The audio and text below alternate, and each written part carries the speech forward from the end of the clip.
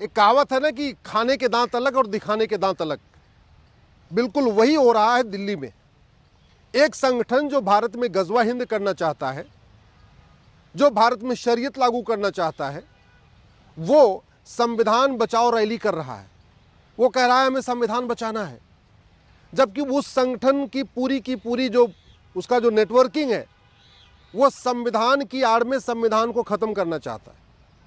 जो संगठन लोकतंत्र में विश्वास नहीं करता और खलीफा सिस्टम को इंडोर्स करता है, जो सिस्टम संविधान को नहीं मानता, सबके लिए एक समान विधान नहीं मानता, शरीयत को प्रायोरिटी देता है, वो कह रहा है हमें संविधान बचाना है। अरे संविधान का तो मतलब ही होता है संविधान, सम्यक विधान, समान विधान, यानी एक देश एक विधान।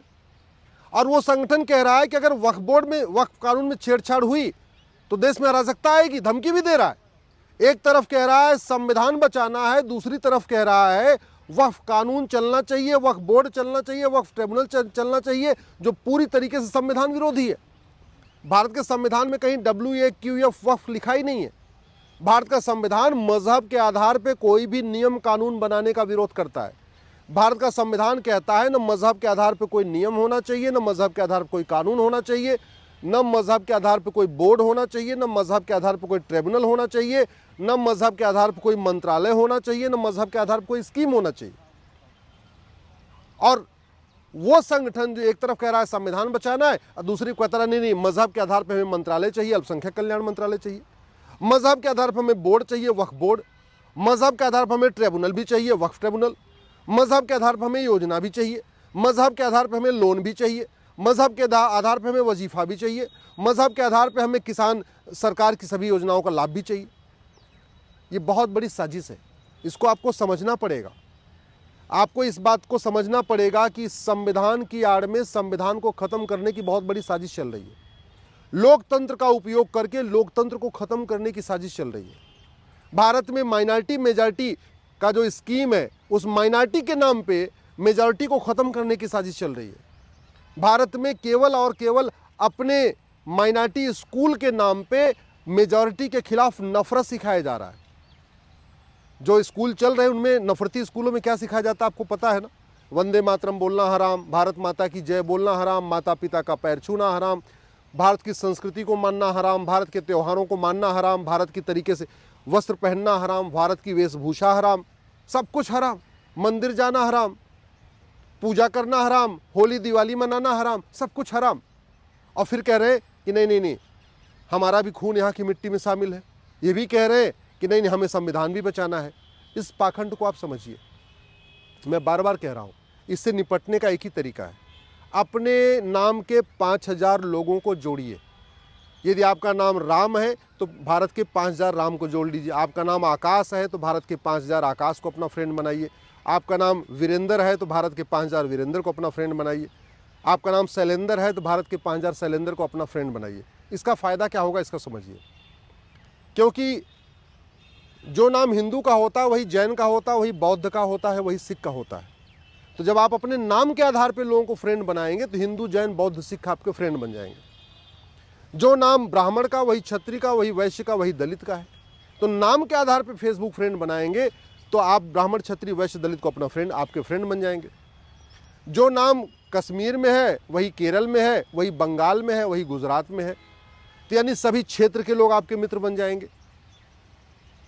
जितने भी गोत्र हैं नाम सब में वो मिल जाएंगे, तो सभी गोत्र वाले भी आपके दोस्त बनेंगे, सभी क्षेत्र वाले भी आपके दोस्त बनेंगे, सभी भाषा वाले भी आपके दोस्त बनेंगे, और सभी जाति वाले भी आपके दोस्त बन जाएंगे, सभी भारतीय पंथ वाले भी आपके दोस्त बनेंगे। तो कहते नहीं, बटेंगे तो कटेंगे और जुड़ेंगे तो सुरक्षित रहेंगे। तो जोड़ने का सबसे बढ़िया तरीका है आपके अपने नाम के 5000 लोगों को अपना दोस्त बना लीजिए। और जितने ये पाखंड चलते हैं, चाहे वो संविधान की आड़ में पाखंड चले, समाजवाद के नाम पे जो पाखंड चलता है, अम्बेडकरवाद के नाम, इन पाखंडियों को एक्सपोज करिए। अभी आपको तो पता है कि हाँ सही क्या है और पाखंड क्या है, लेकिन आपके नाम के बाकी लोगों को नहीं पता। इसलिए मैं कह रहा हूँ 5-5 हज़ार फेसबुक फ्रेंड बनाइए। और एक बात याद रखिएगा, ये जितने वाद है ना, ये भारत में इसलिए चल रहे हैं कि हाँ हिंदू बहुसंख्यक है। लोहिया जी ने समाजवाद शुरू किया, समाजवादी पार्टी बनाया, और ये समाजवाद लोहिया जी का नाम कौन लेता है? केवल हिंदू ही लेते हैं। पाकिस्तान, अफगानिस्तान, बांग्लादेश में लोहिया जी का कोई नाम लेवा नहीं है। वहाँ लोहिया जी की न कोई जयंती मनाता है न पुण्यतिथि मनाता है। अम्बेडकरवाद ये जो चल रहा है ना, एक बात याद रखिएगा, बाबा साहब अम्बेडकर का नाम लोग भारत में लेते हैं। पाकिस्तान, अफगानिस्तान, बांग्लादेश में कोई ना अम्बेडकरवादी है ना कोई अम्बेडकर जी की जयंती मनाता है, पुण्यतिथि मनाता है। ये गांधीवाद भारत में ही चल रहा है क्योंकि हिंदू बहुसंख्यक है। पाकिस्तान, अफगानिस्तान, बांग्लादेश में ना कोई गांधीवादी है और न वहाँ पे गांधी जी की जयंती और पुण्यतिथि मनाई जाती है। ये जो नेहरूवाद है ना, ये नेहरूवाद वहीं चल रहा है जहाँ हिंदू बहुसंख्यक है। पाकिस्तान, अफगानिस्तान, बांग्लादेश में नेहरूवाद भी नहीं चलता, वहाँ केवल जिन्नावाद चलता है। तो अगर आप इस बात में सोच रहे हैं कि आप समाजवादी बन के बड़े खुश हैं, लोहियावादी बन के बड़े खुश हैं, अम्बेडकरवादी बन के खुश हैं, गांधीवादी बन के बड़े खुश हैं, नेहरूवादी बन के बड़े खुश हैं, तो एक बात याद रखिएगा, नेहरू जी की जयंती और पुण्यतिथि केवल हिंदू ही मनाते हैं, गांधी जी की जयंती और पुण्यतिथि केवल हिंदू ही मनाते हैं, लोहिया जी की जयंती और पुण्यतिथि केवल हिंदू ही मनाते हैं, बाबा साहब अम्बेडकर की जयंती और पुण्यतिथि केवल हिंदू ही मनाते हैं। इसलिए किसी गलतफहमी मत रहिएगा। जो लोग आपके गलतफहमी में हैं उनकी गलतफहमी दूर करने का एक ही तरीका है, आप सोशल मीडिया का उपयोग करिए। भाई सबसे मिल के समझाना बड़ा मुश्किल है ना, तो इसलिए सबसे अच्छा तरीका क्या है, आप दिल्ली में रहते हैं या जहाँ पे भी रहते हैं, वहीं बैठे बैठे अपने नाम के 5000 लोगों को जोड़ लीजिए और जोड़ के उनको सही बात बताना शुरू करिए।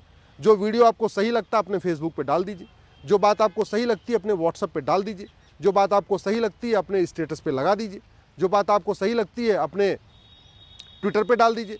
लेकिन जागरूक बनाइए, क्योंकि बहुत बड़ा पाखंड, वो संगठन जो भारत में गजवा हिंद करता है, वो संगठन जो आतंकवादियों का समर्थन करता है, वो संगठन जो अलगाववादियों का समर्थन करता है, वो संगठन जो घुसपैठियों की मदद करता है, वो संगठन जो जिहादियों की मदद करता है, वो दिल्ली में बैठ के संविधान बचाओ मार्च निकाल रहा है, संविधान पे बचाने की बात कर रहा है। इससे बड़ा और पाखंड क्या हो सकता है? वो संगठन जो कहता है याकूब मेनन को गलत फांसी हुई, वो संगठन जो कहता है अफजल गुरु को गलत फांसी हुई, वो संविधान बचाने की बात कर रहा है। आंख में धूल झोंका जा रहा है। और ये जो जय भीम जय मीम का नारा है ना, एक बार गूगल करिएगा, जोगेंद्र नाथ मंडल, अश्विनी उपाध्याय, मेरा उस पर एक आर्टिकल है, दैनिक जागरण में छपा हुआ है। बाबा साहब अम्बेडकर भारत के प्रथम कानून मंत्री थे और जोगेंद्र नाथ मंडल पाकिस्तान के प्रथम कानून मंत्री थे। और जोगेंद्र नाथ मंडल 6 महीने के अंदर इस्तीफा दे के भाग आए थे। केवल सत्ता के लिए उन्होंने भारत से गद्दारी किया और जाके जिन्ना से मिल गए थे, और सत्ता के लिए उन्होंने भारत के कई जिलों को पाकिस्तान में मिलवा भी दिया था। और नतीजा क्या हुआ, उनके चक्कर में हजारों की संख्या में दलित मारे गए, हजारों की संख्या में दलित बहन बेटियों का बलात्कार हुआ था। तो ऐसे ये जय भीम जय मीम के नारे में मत फंसिएगा। ये जितना चल रहा है वो कुल मिला के एक बहुत बड़ा खेल चल रहा है। घुसपैठ बहुत तेज़ी के साथ कराई जा रही है, घुसपैठियों को बसाया जा रहा है। घुसपैठ तभी रुकेगी जब कठोर कानून बनेगा। 10,000 हिंदुओं का प्रतिदिन धर्मांतरण हो रहा है, उसमें क्रिश्चियन कन्वर्जन भी हो रहा है, इस्लामिक कन्वर्जन भी हो रहा है। ये तभी रुकेगा जब कठोर कानून बनेगा। 90,000 बच्चे रोज़ पैदा हो रहे हैं, 90,000 बच्चों में से हिंदू मात्र 45,000 के आसपास पैदा हो रहे हैं। तो ये भी बहुत बड़ा खतरा है, जनसंख्या विस्फोट भी बहुत बड़ा खतरा है। नशे के जरिए हमारे युवाओं को बर्बाद किया जा रहा है, यंग जनरेशन को बर्बाद किया जा रहा है। पूरे हमारा धन भी जा रहा है, हमारा धर्म भी जा रहा है, हमारा पैसा भी जा रहा है, बच्चा पैसा भी उड़ा रहा है और वो नशेड़ी बन के सनातन से भी दूर हो रहा है। पोर्नोग्राफी के जरिए बहुत बड़ी तरीके से प्लान में पोर्नोग्राफी फैलाई जा रही है, अश्लीलता फैलाई जा रही है, रील के लिए विदेशी फंडिंग आ रही है। तो ये जो अश्लीलता है, जो नशा है, जो घुसपैठ है, जो धर्मांतरण, जनसंख्या विस्फोट, इसके खिलाफ आवाज़ उठाइए, कठोर कानून की मांग करिए। कानून बदले बिना कुछ नहीं होगा। मैं आपसे बार बार कह रहा हूँ, दल गुलामी छोड़ दीजिए, पार्टियों की गुलामी छोड़ दीजिए, अपने बच्चों की चिंता करिए, अपने फ्यूचर की चिंता करिए। और एक बात याद रखिएगा, अफगानिस्तान वालों ने जो सोचा नहीं था वो सब कुछ हुआ, पाकिस्तान में रहने वालों ने जो सोचा नहीं था वो सब कुछ हुआ, बांग्लादेश में रहने वालों ने जो कुछ नहीं सोचा था वो सब कुछ हुआ, कश्मीर में रहने वालों ने जो कुछ नहीं सोचा था वो सब कुछ हुआ। और आज की डेट में पाकिस्तान, अफगानिस्तान, बांग्लादेश, मालदीव तो छोड़िए, भारत के 9 राज्यों में हिंदू खत्म हो चुके हैं। 800 जिलों में से 200 जिलों में ख़त्म हो चुके हैं। 6000 तहसीलों में से 1500 तहसीलों में ख़त्म हो चुके हैं। बॉर्डर पे 300 तहसीलें हैं, 300 की 300 तहसीलों की डेमोग्राफी बदल चुकी है। अगर आप नहीं जागेंगे, दल गुलामी करते रहेंगे, पार्टियों की नेताओं की भाषणबाजी पे ताली बजाते रहेंगे, केवल बतौलेबाजी सुन के आप मज़े लेते रहेंगे, केवल टीवी डिबेट में मस्ती करते रहें, कोई फ़र्क नहीं पड़ेगा। घुसपैठ, धर्मांतरण, जनसंख्या विस्फोट तभी रुकेगा जब कठोर कानून बनेगा। अश्लीलता तभी रुकेगी जब कठोर कानून बनेगा। ड्रग स्मगलिंग तभी रुकेगी जब कठोर कानून बनेगा। सड़कों के किनारे जो अवैध निर्माण हो रहा है, मज़ारें बन रही हैं, दरगाहें बन रही हैं, वो तभी रुकेगा जब कठोर कानून बनेगा। घुसपैठिए तभी भागेंगे जब कठोर कानून बनेगा। अलगाववाद, कट्टरवाद, जिहाद तभी रुकेगा जब कठोर कानून बनेगा। मजहबी उन्माद, पत्थरबाजी तभी रुकेगी जब कठोर कानून बनेगा। शिक्षा में संस्कार होगा, कठोर कानून होगा, तभी व्यवस्था बदलेगी।